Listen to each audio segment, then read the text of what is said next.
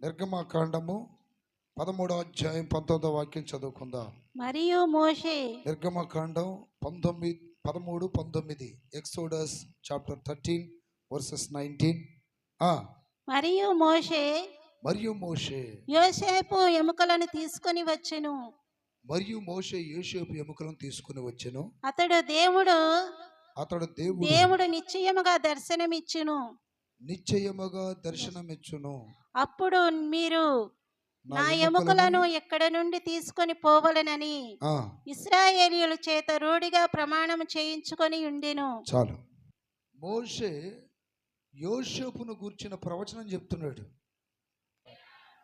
నిర్గమకాండం 13:19లో మనం చదువుతున్న ఈ అంశము చెబుతుంది మోషేనే, కానీ ఎవరి గురించి చెప్తున్నాడు?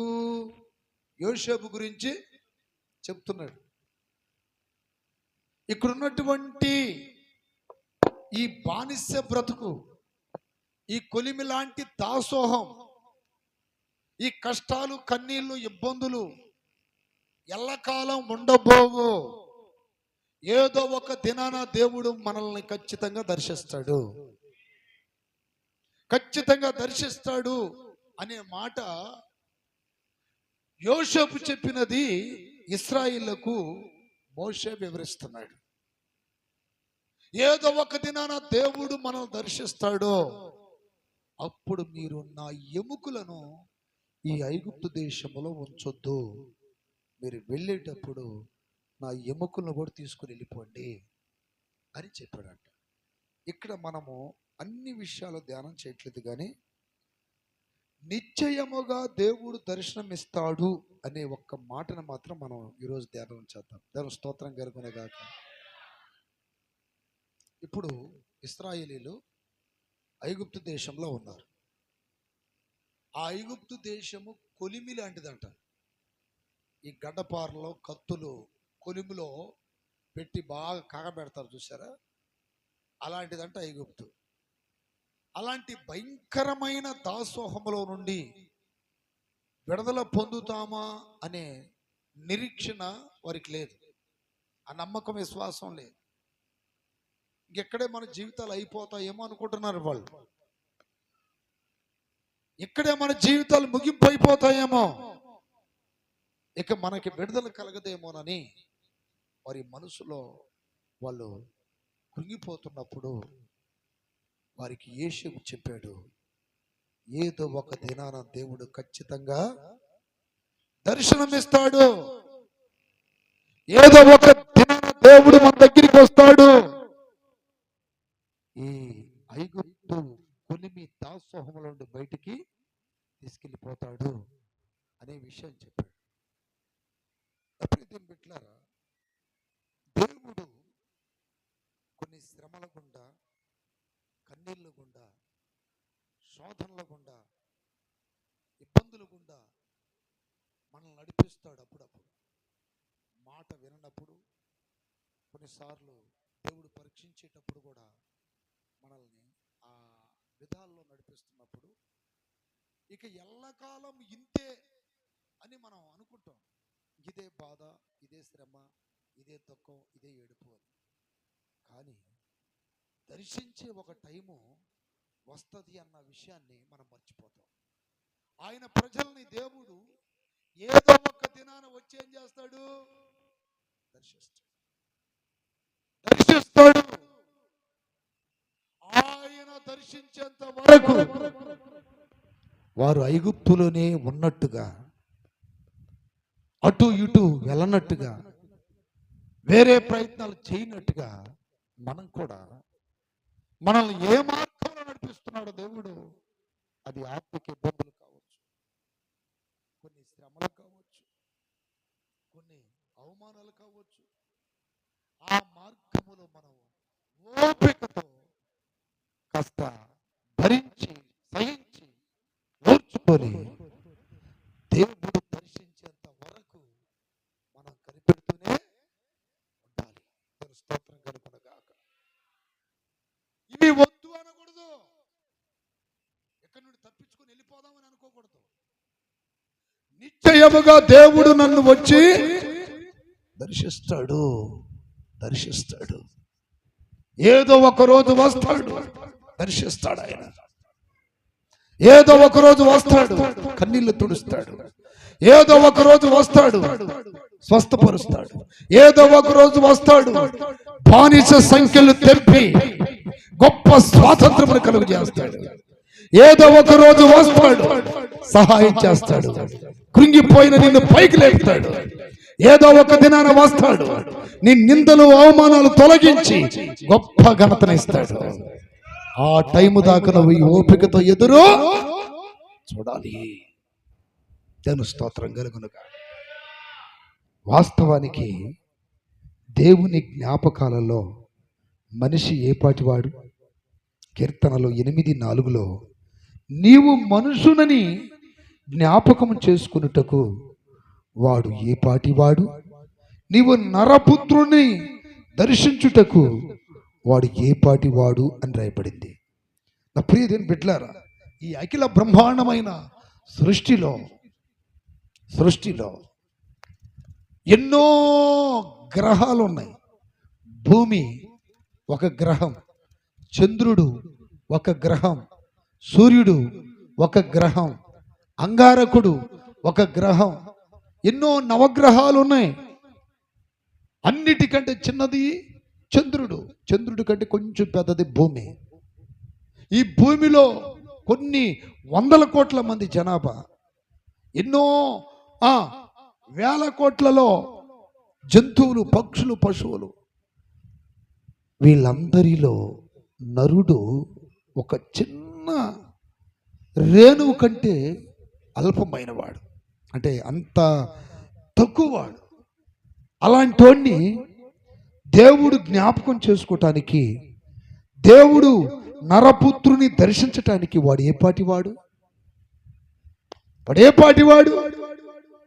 అర్హత ఉందా దేవుడు దర్శించటానికి? ఆయనను ఆయన పోలిక, ఆయన సారూప్యములో సృష్టించాడు కనుక, ఆయన స్వరూపం ఇచ్చాడు కనుక ఆ నరుని దేవుడు అమితముగా ప్రేమించి కృపనిచ్చి ప్రతిరోజు అతన్ని ఏం చేసుకుంటున్నాడు? దేవుడు జ్ఞాపకము చేసుకుంటున్నాడు. 144:3 కూడా ఏమని రాయబడిందంటే, యెహోవా నీవు నరులను లక్ష్య పెట్టుటకు వారు ఏపాటివారు? నీవు వారిని ఎన్నిక చేయుటకు మనుషులు ఏపాటివారు? 44 కూడా, నరులు ఒట్టి ఊపిరిని పోలి ఉన్నవారు, వారి దినములో దాటిపోవు నెడవలే ఉన్నవి. మరి ఏపాటివారు? దేవుని స్తోత్రం కలుగునగాక, స్తోత్రం కలుగునగాక. మనిషి ఏపాటివాడు ఈ సృష్టిలో? అయినను మనిషిని దేవుడు అప్పుడప్పుడు దర్శిస్తున్నాడంట. దేవుని స్తోత్రం కలుగునగాక. అప్పుడప్పుడు వచ్చి దర్శిస్తాడు దేవుడు. అయితే ఆ దర్శించేటప్పుడు నువ్వెక్కడుండాలి?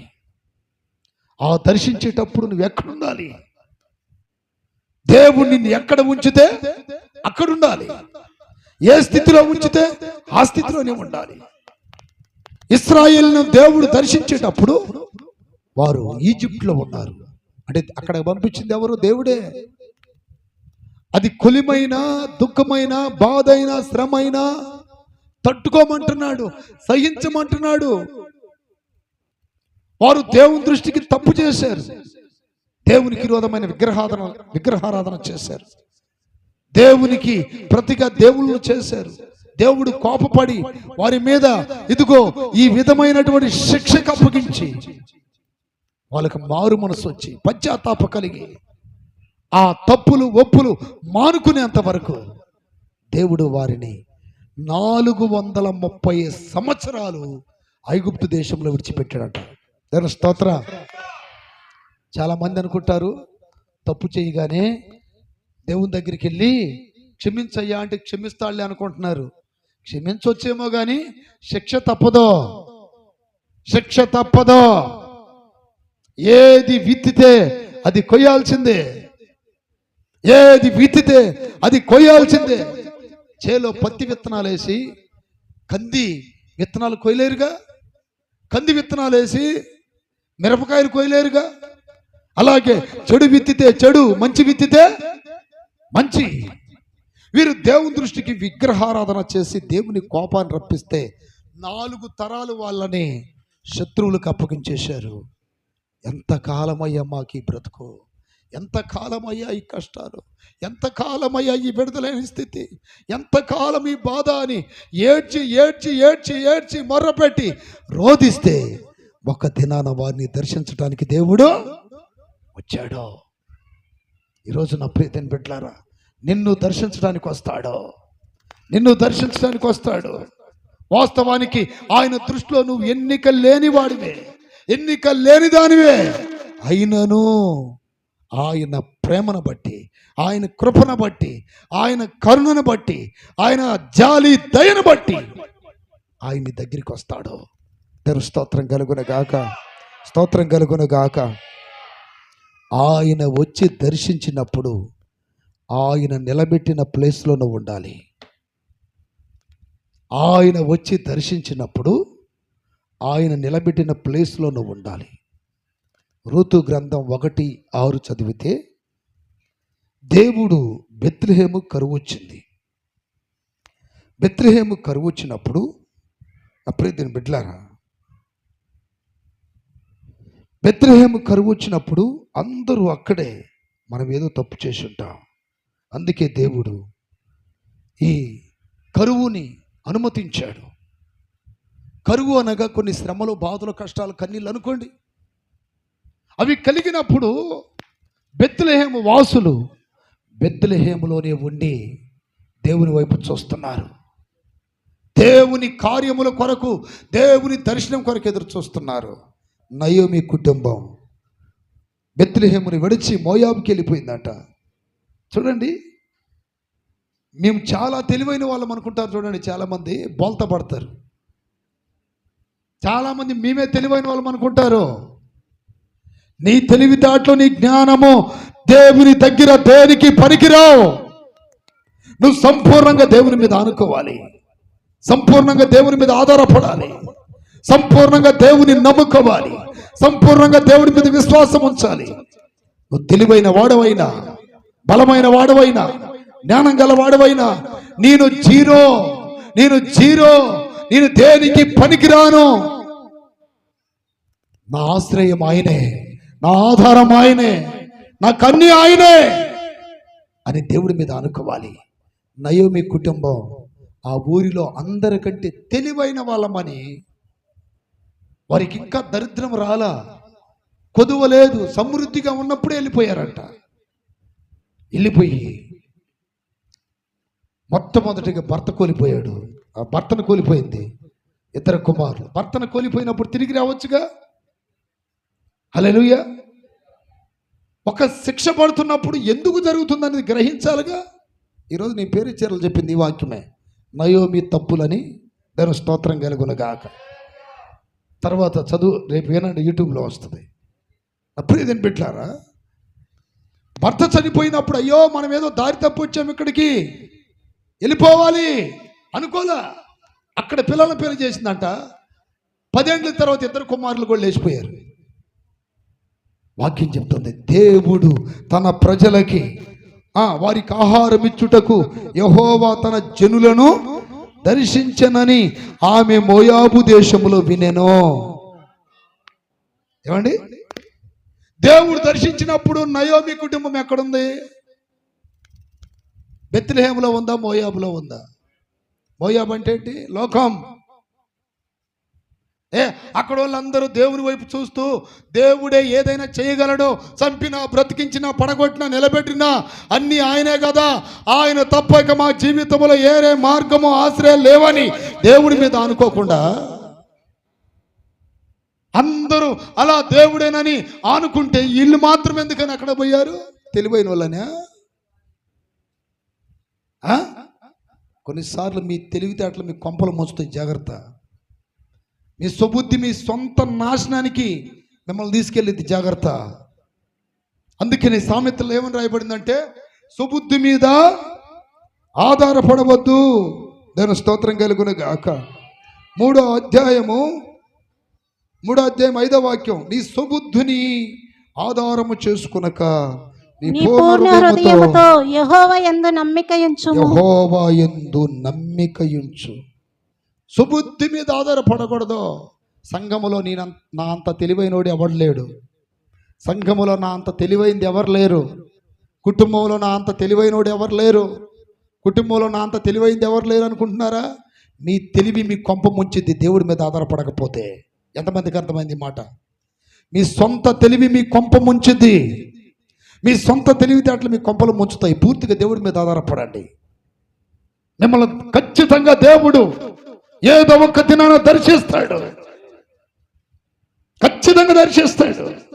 దేవుడు దర్శించినప్పుడు ఈ నయోమి కుటుంబం ఎక్కడుంది? లోకంలో ఉంది. ఇక దేవుడు ఇక్కడ వర్షాలు కురిపించడు, పంటలు పండించడు. ఇక తినటానికి రోజు రోజు రోజు రోజు కరువు వచ్చేస్తుంది, మనం వెళ్ళిపోవడం మంచిదని తెలివిగా వెళ్ళిపోయారు. ఉన్నోళ్ళందరూ తిక్కలోలా?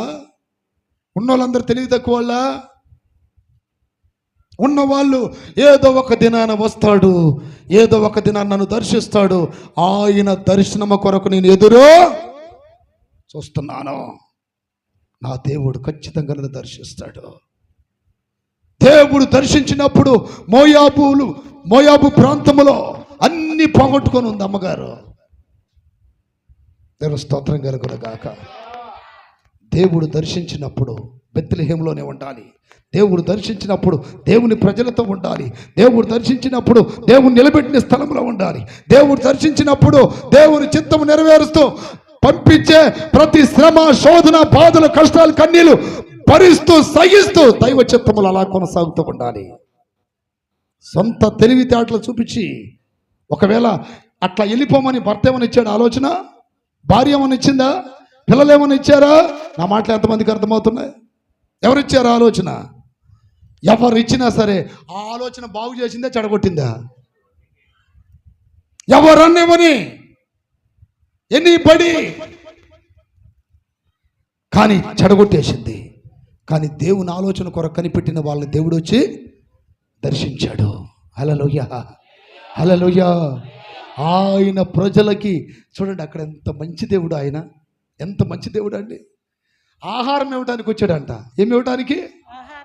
సింహపు పిల్లలు ఆకలితో అలమటించునేమో, సింహపు పిల్లలు ఆకలితో అలమటించునేమో. అడవికి రాజు సింహం, సింహానికి ఎదురుపోయే జంతువు, మృగం ఏది లేదు. కానీ ఒకవేళ దాని పిల్లలకైనా ఆహారం ఉండదేమో, నా ప్రజలు ఆకలితో చచ్చిపోతే నేను చూస్తూ ఉండేవాడను కాదు. ఆమేన్, ఆమేన్. నా భక్తులకు కాకుల ద్వారా ఆహారం పంపించాను. ఆమేన్. తొందరపాటు. నయోమి అంటది, నేను వెళ్ళేటప్పుడు సమృద్ధి గలదాననై వెళ్ళి తిని దేవుడు నన్ను రిక్తురాలుగా చేశాడు. దేవుడు చేశాడా? దేవుడి మీద ఏచా? దేవుడు నాకు విరుద్ధముగా సాక్ష్యం పలికెను, దేవుడు నన్ను చాలా బాధపరచెను, చాలా దుఃఖం కలుగు చేసెను. Naomi, no, don't call Naomi. Naomi అని పిలవద్దు. ఏమని పిలవాలి? మారా. ఏమని పిలవాలి? నయోమి అంటే మధురం, మారా అంటే చేదు. నేను ఈ స్థితి అవటానికి గల కారణం నేను కాదు, నా భర్త కాదు, నా పిల్లలు కాదు. ఎవరో గంధ ఎవరి మీద వేసేసింది? అబ్బా, ఎవరి మీద వేసేసారు? తెలివి. ఇన్ని తప్పులు చేయటానికి గల కారణం ఒక దినాన అప్పుడే తినబెట్లారా. ఏం జరిగిందంటే, దావీదు కాలంలో ఎంతోమంది చనిపోయారు తెగులు వచ్చి. దీనంతట గల కారణం నేను, నా కుటుంబం అని దావీదు పశ్చాత్తాపడి ఒప్పుకున్నాడు. దావీదు దేవునికి ఎందుకు ఇష్టమో తెలుసా? తన తప్పులు కప్పుకోకుండా దేవుని దగ్గర ఒప్పుకుంటాడు. ఈ రోజున చాలామంది ఒకరి మీద ఒకరు వేసుకుంటారు నిందలు. చూడండి, నేను ఇలా అవడానికి కారణం నా భర్త, నా భార్య, నా పిల్లలు, వాళ్ళు వీళ్ళు, ఎవడెవడో పేర్లు చెప్తూ ఉంటారు. ఎవడికి కారణం కాదు. నీవు నీలాగా బ్రతుకు. ఆమేన్. దేవుని మీద ఆధారపడు. నీ ఆత్మీయ జీవితాన్ని కాపాడుకో, నీ విశ్వాసం కాపాడుకో, నీ భక్తి కాపాడుకో, నీ పవిత్రతను కాపాడుకో. ఒకరితో సంబంధం లేదు. యెహోషువ అంటాడు, నేను నా ఇంటి వారము. అంతే. వాళ్ళ మీద వీళ్ళ మీద ఎందుకు వేస్తాం మేము? దేవుని స్తోత్రం కలుగును గాక. దేవుడు దర్శించినప్పుడు మోయాబులో ఉందంటండి. ఎంత బాధకర అంటే, అందరికీ దర్శనం కలిగింది, అమ్మగారికి ఏం కలగలా? దైవ దర్శనం లేదు. అభిషేకం లేక దర్శనము రాక. సౌండ్ దగ్గర. అభిషేకం లేక దర్శనము రాక కనిపెట్టుచున్నానయ్యా, కనిపెట్టుచున్నానయ్యా. ఇప్పుడైనా కానీ ఇకనైనా కానీ దర్శింపగా రావా. అభిషేకం లేక దర్శనము రాక కనిపెట్టుచున్నానయ్యా. కావలివాడు ఉదయము కోసం ఆశతో వేచి చూస్తున్నట్లుగా, కావలివాడు ఉదయము కోసము ఆశతో వేచి చూస్తున్నట్లుగా నీ కోసం చూచానయ్యా. నా ఆశ నీవేనయ్యా, నీ కోసం చూచానయ్యా. నా ఆశ నీవేనయ్యా. ఇకనైనా గాని ఇప్పుడైనా గాని, ఇకనైనా గాని ఇప్పుడైనా గాని దర్శింపగా రావా.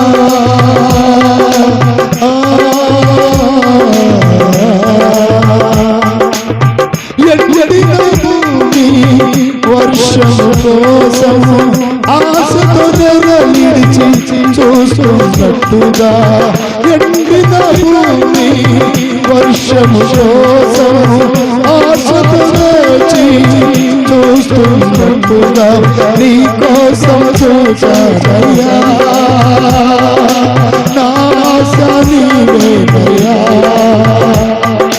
నీ కోసం చూచానయ్యా.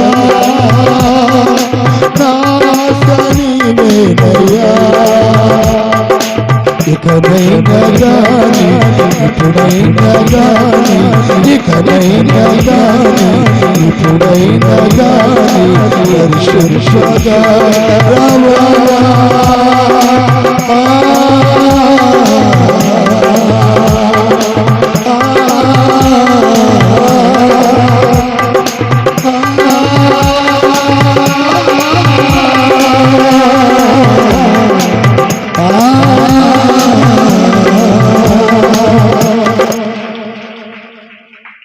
హల్లెలూయా, హల్లెలూయా.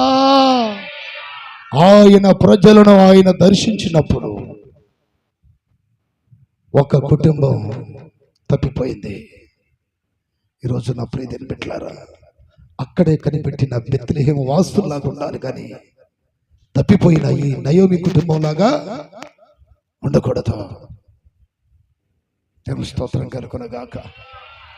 ఉదయం లేచిన దగ్గర నుండి ఎవరెవరో దర్శనాలు చేస్తున్నావు, కానీ ఆ దర్శనం కనపడుతుందా? కళ్ళు మూసినా కళ్ళు తెరిచినా నీవే. ఆ దర్శనము కావాలి మనకి, దైవ దర్శనము కావాలి మనకి.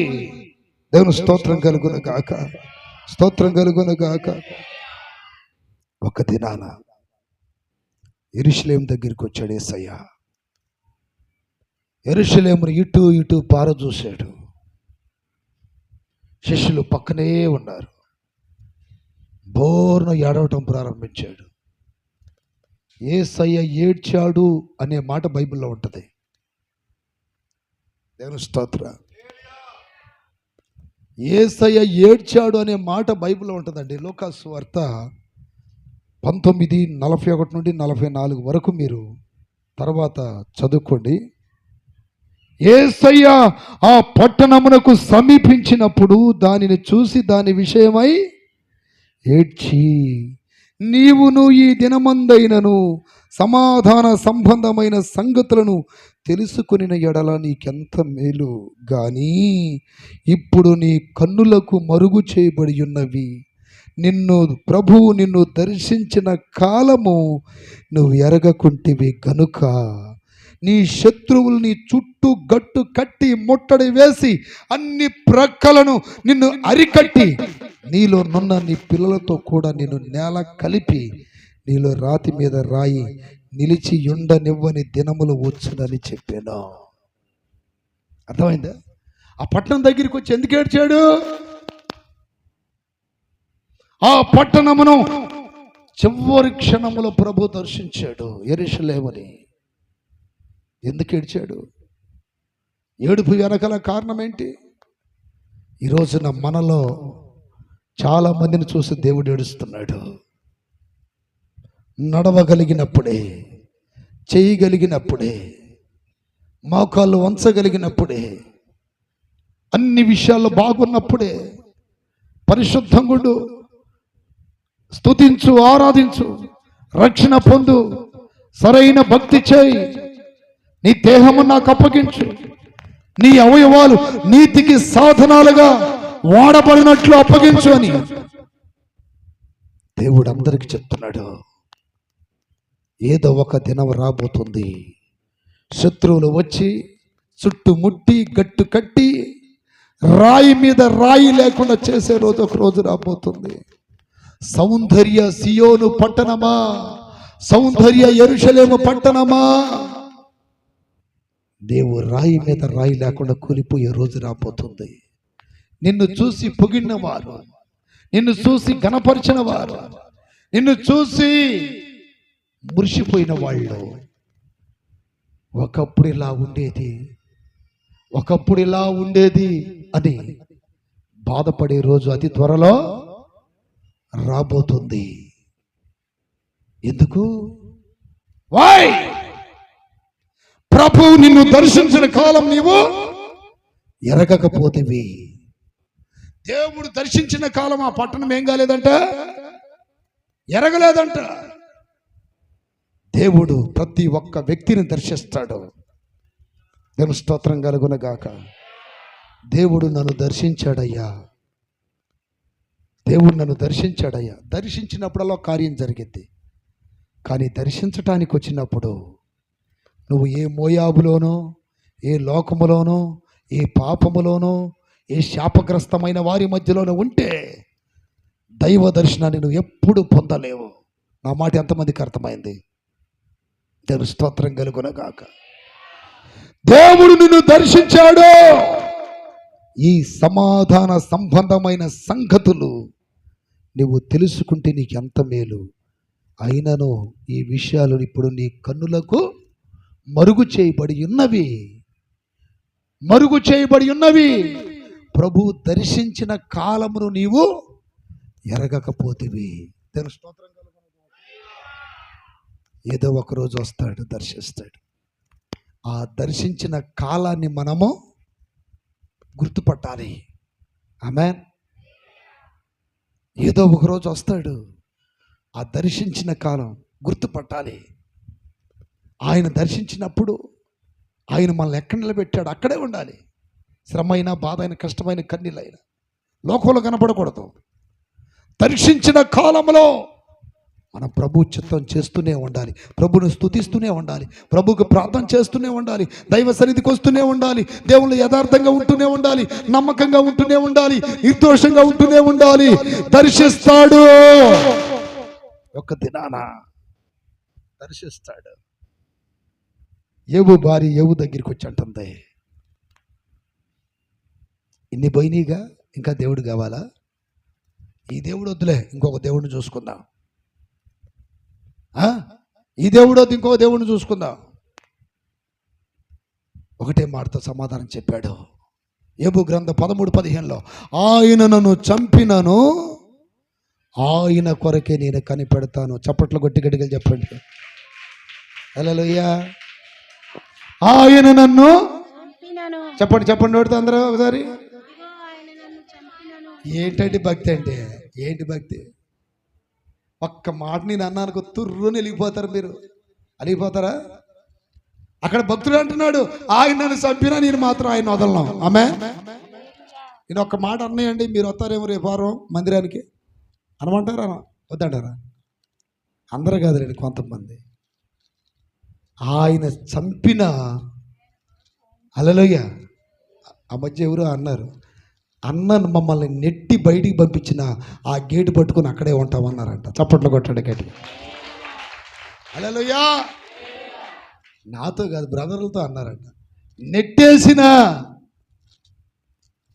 దేవుడు మనకి ఎన్ని శ్రమలు పరీక్షలు అనుమతించినా ఆయన కొరకే మనం కనిపెట్టాలి, కానీ వేరే మార్గాలు ఎంచుకోకూడదు. దేవుని స్తోత్రం కలుగునగాక. అక్కడ ఏగు అంటున్నాడు, ఆయన అందరు బలకండి అన్నమాట. చదవండి, తీశారా? ఇదిగో ఆయన నన్ను చంపినను. అబ్బో, చంపేదాకా పాపం ఒక మాట అంటేనే మొహాలు ఎట్టబోతాయో.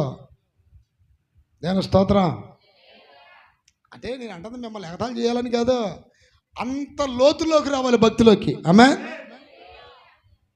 అంత లోతులోకి వచ్చి గట్టి పట్టుకోవాలి. గొర్రెలు పోయాయా? స్తోత్రం. గాడిదలు పోయాయా? స్తోత్రం. ఒంటెలు పోయాయా? స్తోత్రం. పనివారు చనిపోయారా? స్తోత్రం. 7 కుమారులు కూడా చచ్చిపోయారా? స్తోత్రం. 3 కుమారులు చచ్చిపోయారు? స్తోత్రం. యెహోవా ఇచ్చెను, the God's given, God's taken. Glory to God. దేవునికే మహిమని. యెహోవా ఇచ్చెను. అట్లాంటి భక్తుల కొరకు ఎదురు చూస్తున్నాడండి ఆయన. చప్పట్ల కొట్టాలి గట్టిగా. హల్లెలూయా, హల్లెలూయా, హల్లెలూయా. ప్రభు కొరకు చచ్చే వాళ్ళు కావాలి, సంపడలే కానీ తీర్మానం అట్టుండాలి. ప్రభు కొరకు చచ్చిపోవాలి. 4 రోజులు ఇటు 4 రోజులు అటు. దేవుని స్తోత్రం. చాలామంది దేవుడిని అడ్డం పెట్టుకొని ఆడుకుంటుంటారు. నిజం చెప్పాలి, బాధపడిన అడ్డం పెట్టుకొని దేవుడి కోసం ప్రాణం కాదు కదా, కనీసం పైసా ఎవరో. దేవుని స్తోత్రం. ప్రాణం ఇస్తారంట మొనగాళ్ళు. దేవుని స్తోత్రాలు చెప్పండి గట్టిగా. 10,000 పెట్టి ఏదైనా చేద్దామంటే అబ్బో ఏడ నా సొమ్ము పోతుందో. ప్రాణం ఇస్తారంట, ప్రాణం. దేవుని స్తోత్రం. కానీ ఎన్నిటికి ఉంటాయి రేపు అక్కడ ప్రతిదానికి తీర్పు ఉంటుందిలేండి. ప్రాణం ఇవ్వటం కాదు, పైసా ఖర్చు పెట్టి దేవుడి కోసం. ఆమె పైసా పెడతావా? పెంట మీద రూపాయి 4తో తీసుకునే రకాలు ఉంటారు చాలామంది. దేని మీద రూపాయినే? పెంట మీద రూపాయినే.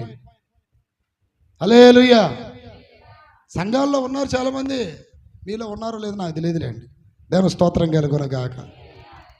హల్లెలూయా. అన్ని వస్తారు, సేవకులే చేస్తారులే, సేవకులే. మనకెందుకు నీకేం పట్టదో. నీ స్థానంలో ఇంకొకరు తెచ్చే రోజు వచ్చినప్పుడు అప్పుడు సిగ్గుపడతావు. దేవుడు నాకు ఇచ్చిన భాగ్యాన్ని నేను పోగొట్టుకున్నానే. దేవుని స్తోత్రాలు చెప్పాలి గట్టిగా.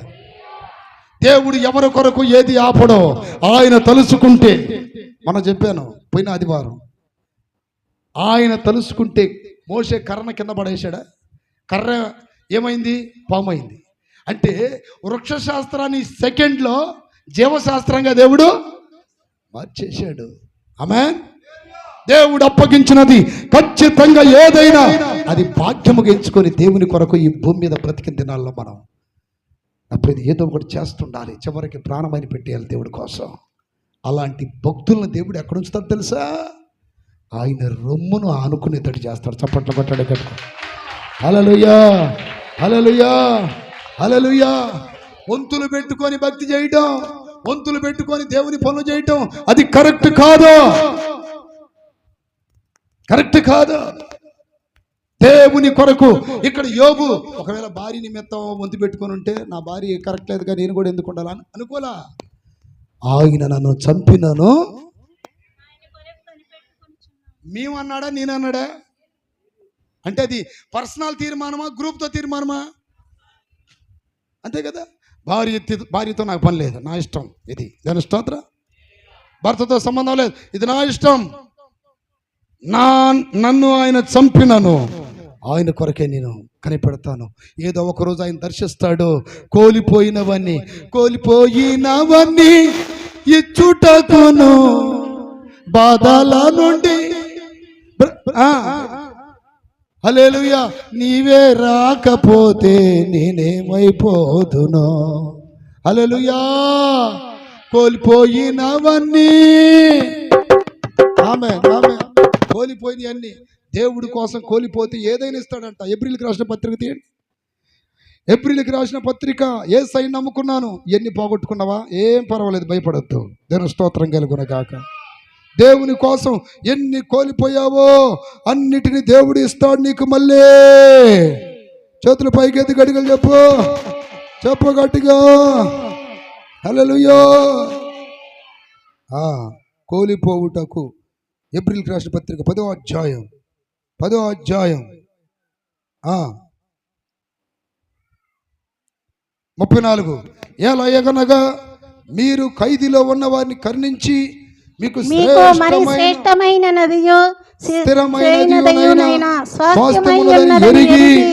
మీ ఆస్తి కోల్పోవుటకు సంతోషముగా ఒప్పుకొంటిరి. చదవండి ఆ మాట ఇంకోసారి చెప్పండి. ఆస్తి కోల్పోవుటకు దేవుని కోసం ఆస్తులు కూడా కోల్పోయారు. దాని స్తోత్రం కలుగునగాక. చేతులు పైకెత్తి గడిగలు చెప్పాలి. మీరు అప్పుడప్పుడు ప్రశ్న వేసుకోవాలి.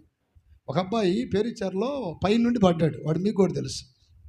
వాడు అక్కడి నుండి పడ్డాడిని దేవుడు బ్రతికించాడే.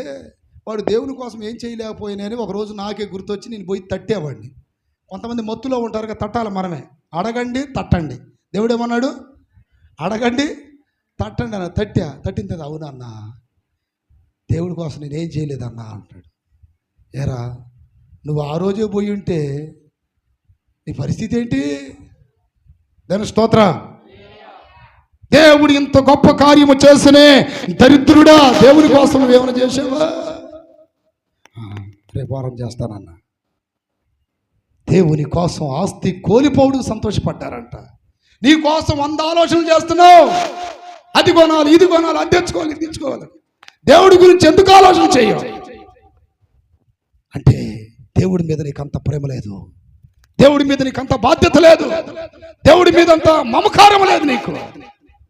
నీకు ప్రాణం ఇస్తుంది ఎవరో, నిన్ను బ్రతికిస్తుంది ఎవరో, నువ్వు బ్రతికి బట్టగట్టేవంటే ఎవరు కారణం?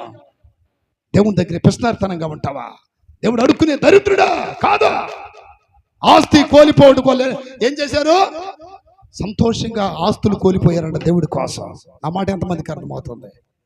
చేతులు పైకెత్తి గడికలు చెప్పండి. ప్రాణాలు కోల్పోవడం తర్వాత సంగతే, ముందు ఏం కోల్పోయారు? దేవుడి కోసం. ఆమేన్. చేతులు పైకెత్తి గడికలు చెప్పండి. వినకొండ ప్రాంతంలో 2 ప్లాట్లు నా సొంత డబ్బులు, నాకు వచ్చిన ఆస్తిలో కొన్నా నేను. అయ్యి దేవుని స్తోత్రం. 2 ప్లాట్లు మా అమ్మ నాన్నలు ఎప్పుడో పూర్వంలో ఒక 40 ఏండ్ల కిందట వినకొండ అవతల కొత్తపాలెం అనే ఊర్లో ఒక 10 సెంట్లు స్థలం కొంటే చాలా లేట్ అయింది కనుక మాకు కొంత వచ్చింది ఆస్తి. మన్నయ్య వాళ్ళు ఏమన్నారంటే, నీ ఆస్తి నువ్వేం చేస్తావు అన్నారు. దానికి బదులు మాకు అక్కడ ప్లాట్లు ఇవ్వండి. ఎందుకని అన్నారు, దేవుడి మందిరం కట్టాలి. చప్పట్లు కొట్టండి గట్టిగా. 3 సెంట్లు స్థలం ఒకటి, 2 సెంట్లు స్థలం ఒకటి. 1 సెంటు 2 లక్షలు ఉంది ఇప్పుడు అక్కడ. 5 సెంట్లు అమ్మితే ఎన్ని వస్తాయి? 10 లక్షలు వస్తాయి. తీసి చక్క బ్యాంకులు వేసుకోవచ్చు. చెప్పాను దేవుడి మందిరానికి అది. ఆమేన్. మీరు అనుకుంటున్నారు అన్న చెప్పడమేనా చేయడా అని? చేస్తున్నా. హల్లెలూయా. మందిరాల మీద వచ్చిన కానుక కాదా డబ్బు, నా సొంత తల్లిదండ్రులు సంపాదించిన ఆస్తుంది. ఎందుకో తెలుసా? నేను అదే బ్రదర్లు చెప్తున్నా, దమ్ముందా మీకు?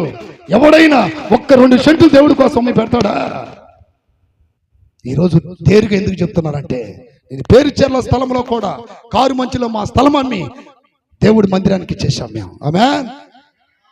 ఎవరో ఎవరో ఎవరో ఇస్తారని కాదు నేను చేసింది, నా ప్రాణాన్ని నిలబెట్టాడు ఆయన. ఈరోజు ఆయన కొరకు ఏదైనా చేయడానికి నేను సిద్ధంగా ఉన్నా. దేవుని స్తోత్రాలు చెప్పండి. హల్లెలూయా. ఆస్తిని కోల్పోవడానికి వాళ్ళు ఇష్టపడ్డారు. ఆస్తిని కోల్పోవడానికి 2-3 వేలు కోల్పోవడానికి సస్తున్నారు మీరు. నిజంగా చాలా మందిని చూస్తే బాధ కలిగింది నాకు. ఒక 5-10 వేలు కోల్పోవడానికి మీ పెద్దోళ్ళు మన కొట్టారు. చాలా సిగ్గుపడుతున్నా మిమ్మల్ని బట్టి, కొంతమందిని బట్టి. నిజంగా బాధతో చెప్తున్నా. ఏదైనా చేయాలంటే గట్టిగా ఒక 3-4 వేలు ఖర్చు పెట్టలేకపోతున్నారు. ఏంటంటే వాడు చేశాడు, ఈడు చేశాడు, ఈడు చేశాడు. వ్యక్తిగతంగా దేవుని కొరకు మనం ఏదైనా చేయాలి. ఆమేన్. ఎందుకని సమస్తము దేవుని కొరకు మనము ఇస్తున్నాం, ఆయన మన కొరకు ప్రాణం ఇస్తున్నాడు. చప్పట్లు కొట్టండి గట్టిగా. హల్లెలూయా, హల్లెలూయా. అలాంటి త్యాగం ఏర్పడితే దేవుడు ఇంకా ఎన్నో కార్యాలు మనకు చేస్తాడా చేయడా? చేస్తాడండి. నా ఆస్తులు అమ్మేసే దేవుడి కోసం. ఇప్పుడు పేరుచేరులో కొన్నది కానీ, ఈ ఇనకొండలో కొన్నది కానీ మా సొంత డబ్బు. అది మా తల్లిదండ్రులు సంపాదించింది. ఈ దేవుళ్ళలోకి వచ్చిన తర్వాత ఇచ్చింది కాదు, అది మొత్తం కోల్పోయి. ఎందుకని? దేవుడి కోసం మనం బ్రతుకుతున్నాం. ఎప్పుడో 20 సంవత్సరాల కింద ఆయన బ్రతికించాడు. ఆయన బ్రతికించిన ఆయన కొరకు కృతజ్ఞత కలిగి ఉండాలి, మనం త్యాగం కలిగి ఉండాలి. ఆయన ఏంటి ఇంకా ఎన్నో ఇస్తాడు ఆయన. ఆమేన్. నేను చెప్పిన మాట మీకు బాధ కలగవచ్చు. త్యాగం నేర్చుకోండి. దేనికోసం ఏం నేర్చుకోవాలి? కారుణ్య పీస్ మినిస్ట్రీస్ విశ్వాసులు అంటే త్యాగం నేర్చుకోవాలి, త్యాగం కలిగి ఉండాలి. హల్లెలూయా. దేవుని యొక్క వాక్యములో చెబుతున్న మాట ఏంటంటే, అక్కడ దేవుడు దర్శించాడు. దర్శించినప్పుడు నా ప్రియ దేవుని బిడ్డలారా, అంతకు ముందే అన్ని పోగొట్టుకున్నాడు యోబు. అన్ని పోగొట్టుకున్నాడు. వాస్తవానికి యోబు తప్పు చేశాడా? బైబిల్ ఎక్కడ ఉందో యోబు తప్పు చేశాడనే. ఎందుకు కోల్పోయాడు? దేవుని కోసమే. దేవునికి సాతానికి ఏం జరిగింది? ఒక పందెం జరిగింది. యోబు అంటున్నాడు, నువ్వెన్ని శోధనలను పెట్టు, నా భక్తుడు పారిపోడు, వదిలిపెట్టుడు. దేవుని స్తోత్రం కలుగును గాక. ఎన్నన్నా పెట్టు, నువ్వు ఏమి తప్పిపోడు అస్సలకి. కానీ ఎన్ని కలిగినను నా వైపే చూస్తాడు. నేనే ఇచ్చానంటాడు. యెహోవా ఇచ్చాను, అదే మాట అంటాడు, కానీ వేరే విధంగా మాట్లాడు. మరలా కోల్పోయిన అన్ని నేను మళ్ళీ వాడికి డబల్ ఇస్తా. ఎన్నిస్తా? దేవుని స్తోత్రాలు చెప్పండి గట్టిగా. హల్లెలూయా, హల్లెలూయా. లాస్ట్కి ఇచ్చాడా లేదా? చదవండి యోబు గ్రంథం. దేవుని స్తోత్రం కలుగును గాక. మనం చాలాసార్లు హాస్పిటల్లో బాగొట్టుకుంటాం, లేకపోతే నా కూతురు పెట్టుకున్నా, నా కొడుకు పెట్టుకున్నా, ఈ సాక్ష్యాలే. దేవుడికి పెట్టింది ఏముండదో. వాళ్ళకి పెట్టుకున్నా, వీళ్ళకి పెట్టుకున్నా. దేవుడికి ఏం పెట్టుకున్నావంటే ఏం పెట్టుకోవాలా? దేవుని స్తోత్రం. దేవుడికి పెట్టడం అనేది కావాలి మనకి. దేవుని కోసం యోబు అన్ని కోల్పోయాడు. చేతులు పైకెత్తి గడిగలు చెప్పండి. హల్లెలూయా. 42వ అధ్యాయము 12వ వాక్యం. యెహోవా యోబును మొదట ఆశీర్వదించినంత కంటే మరి అధికముగా ఆశీర్వదించును. 1:22లోనేమో అన్ని కోల్పోయాడు, 42:12లో డబుల్ ఆశీర్వాదించాడు. దేవుని స్తోత్రాలు చెప్పండి గట్టిగా. దేవుడు కోసం కోల్పోయిన వాడికి ఒక భాగం ఇచ్చాడా, 2 భాగాలు ఇచ్చాడా? డబల్. మనం చేసినవి మర్చిపోవుటకు ఆయన అన్యాయస్తుడైన దేవుడు కాదంట. ఏప్రిల్కి రాసిన పత్రిక చదవండి. మనము చేసినవి మర్చిపోడండి ఆయన. దేవుని స్తోత్రం కలుగును గాక. మనము చేసినవి గుర్తుపెట్టుకుంటాడు. మనము చేసినవి ఆయన ఎన్నడూ ఎప్పుడు మర్చిపోడు. హల్లెలూయా. మనము చేసినవి ఆయన ఎన్నటికీ ఎప్పటికీ మర్చిపోడు అనే మాట ఉంటుందండి అక్కడ. అన్యాయస్తుడు కాదు, మర్చిపోవుటకు అన్యాయస్తుడు కాదు. దేవుని స్తోత్ర.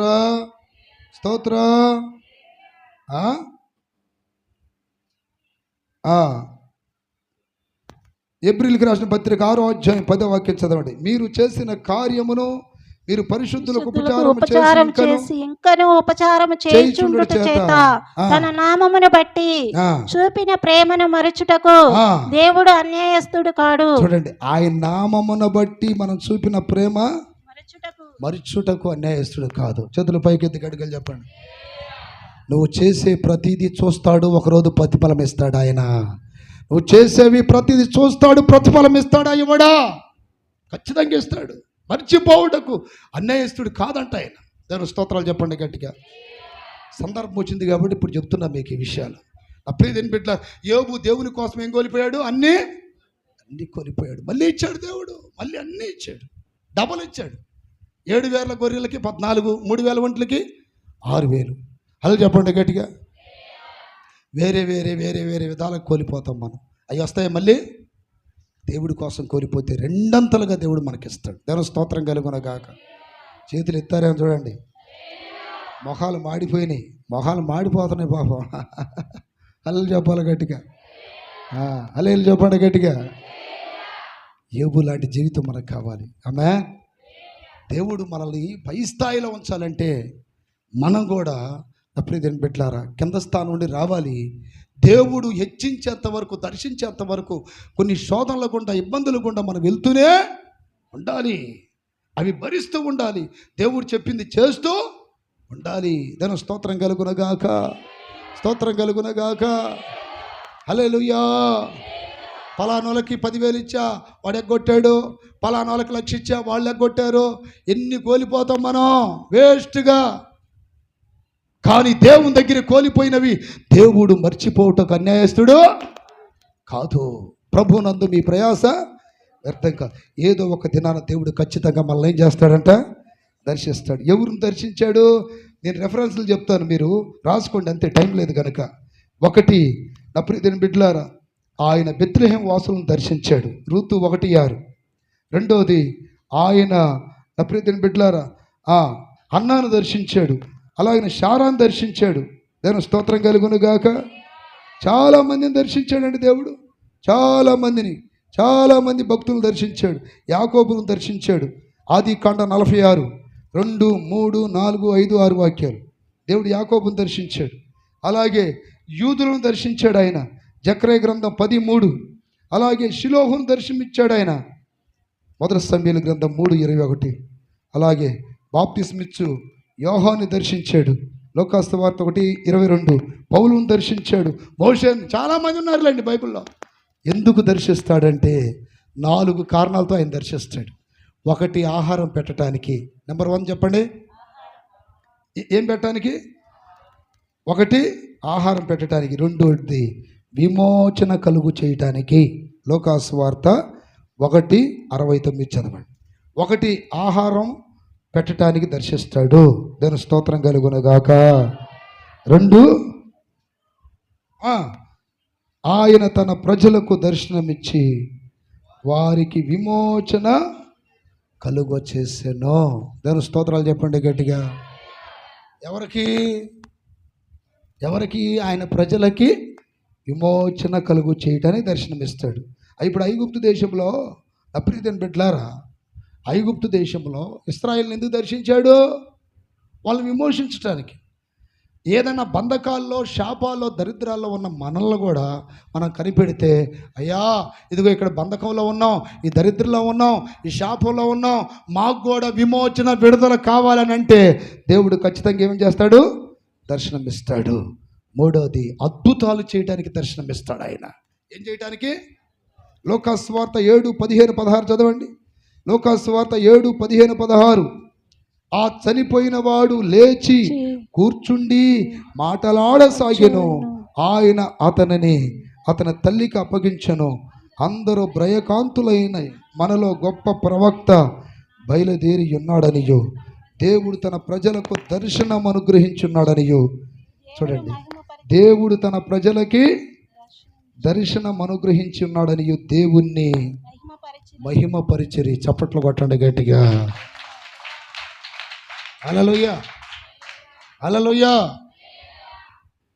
నేను చెప్తున్న పాయింట్లని మీరు గుర్తుపెట్టుకుంటున్నారా? ఒకటి, ఎందుకు దర్శిస్తున్నాడు? ఆహారం. ఎవరు తిరుగుతున్నారు చూడండి. ఈ సబ్జెక్టు ఎంత చక్కగా వివరంగా చెప్తున్నా, అర్థం చేసుకోండి. ఎందుకు దర్శిస్తాడు దేవుడు? రెండోది, ఎందుకు దర్శిస్తాడు? విమోచించడానికి. మూడోది, ఎందుకు దర్శిస్తాడు? అద్భుతాలు, చచ్చినోళ్ళు లేపడానికి, కుంటి వాళ్ళకి నడకివ్వటానికి, నీళ్లను రక్తంగా, ఆ నీళ్లను ద్రాక్షరసంగా మార్చడానికి, స్థితిగతులు మార్చడానికి దేవుడు దర్శనమిస్తాడు. నాలుగవది, ఆయన మనల్ని ఆనందింపజేయటానికి దర్శనమిస్తాడు. అపోస్తుల కార్యం 2వ అధ్యాయం.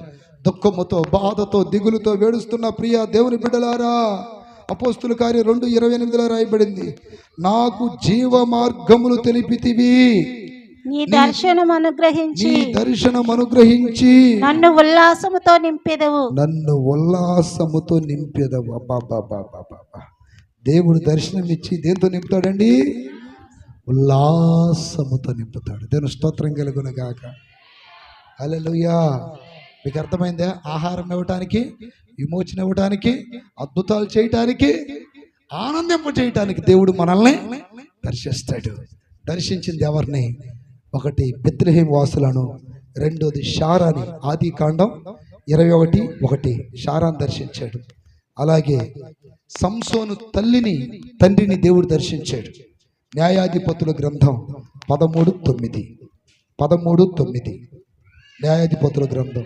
అలాగే హన్నాను దర్శించాడు. సమూయేలు మొదటి గ్రంథం 2:21 యాకోబును దర్శించాడు. ఆది కాండం 46 2, 3, 4, 5, 6 వాక్యాలు.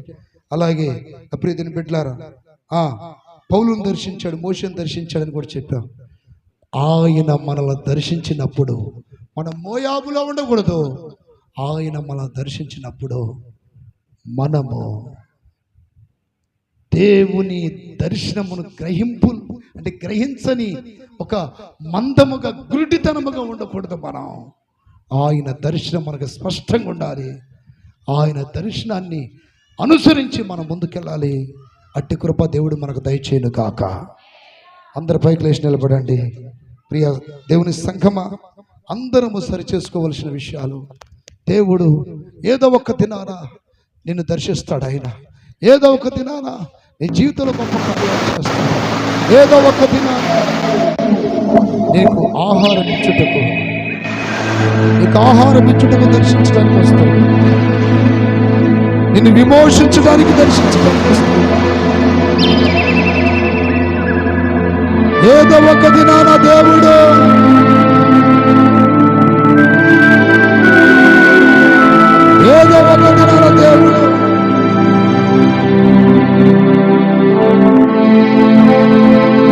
ఈ జీవితంలో అద్భుతాలు చేయడానికి వస్తాడు. ఏదో ఒక దినాన దేవుడు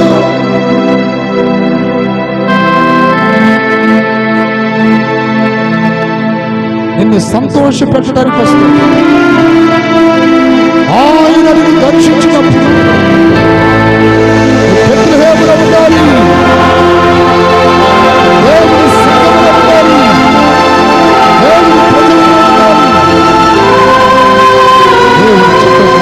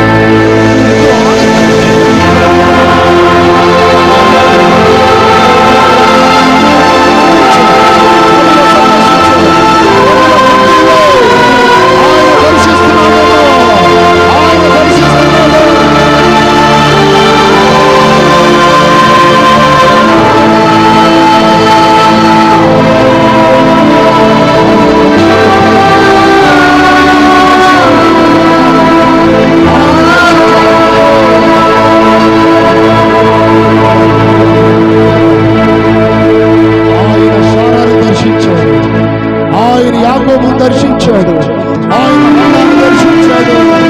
ఆయన ఎందరో భక్తులను దర్శిస్తూ